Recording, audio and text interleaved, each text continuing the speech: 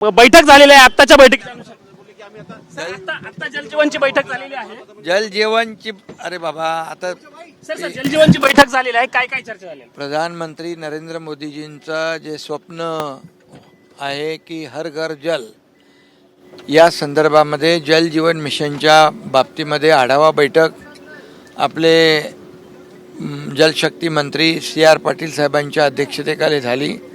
मुख्यमंत्री स्वतः उपस्थित होते, मी होतो, आपल्या सुनेत्रा ताई होत्या, इतर आपले सगळे मंत्री होते आणि अतिशय या जेवढ्या महाराष्ट्रातल्या योजना आहेत या योजनांचा आढावा त्याच्यामध्ये घेतला गेला। त्याच्यामध्ये ज्या काही त्रुटी आहेत किंबहुना काही कामं अपूर्ण आहेत ती पूर्ण कशी करता येतील आणि काही योजना ज्या आहेत, काही योजना काही पाण्याचे सोर्सेस जे आहेत त्या सोर्सेसमध्ये अडचणी आहेत त्या कशा स्ट्रेंथन करता येतील, ज्या डेफिशियन्सी ज्या आहेत त्या कशा आपल्याला दूर करता येतील यावर चर्चा झालेली आहे।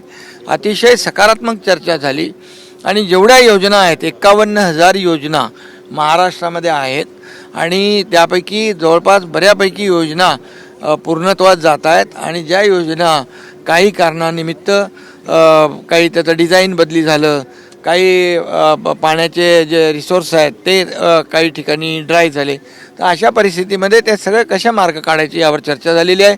त्याचबरोबर सगळ्यात महत्त्वाचं म्हणजे जे रिव्हर लिंकिंग प्रोजेक्ट जो आहे, नदी जोड प्रकल्प, हा महाराष्ट्रासाठी फार वरदान ठरेल।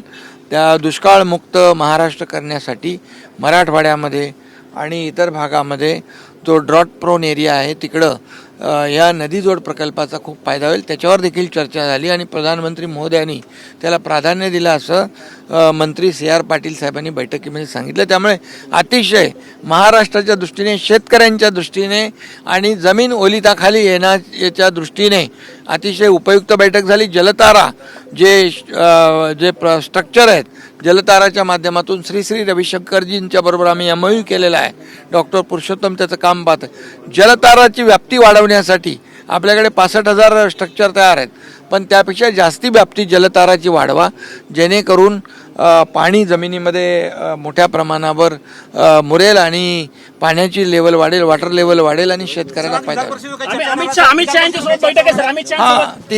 तिकडे पण कांद्याच्या संदर्भामध्ये आणि ऊस शेतकरी जे आहेत त्यांच्या संदर्भात मुख्यतः कांद्याचा जो विषय आहे या संदर्भात बैठक आहे। सर विधान परिषदेच्या अनुषंगाने काय सर आता पहिला कांद्यावर आणि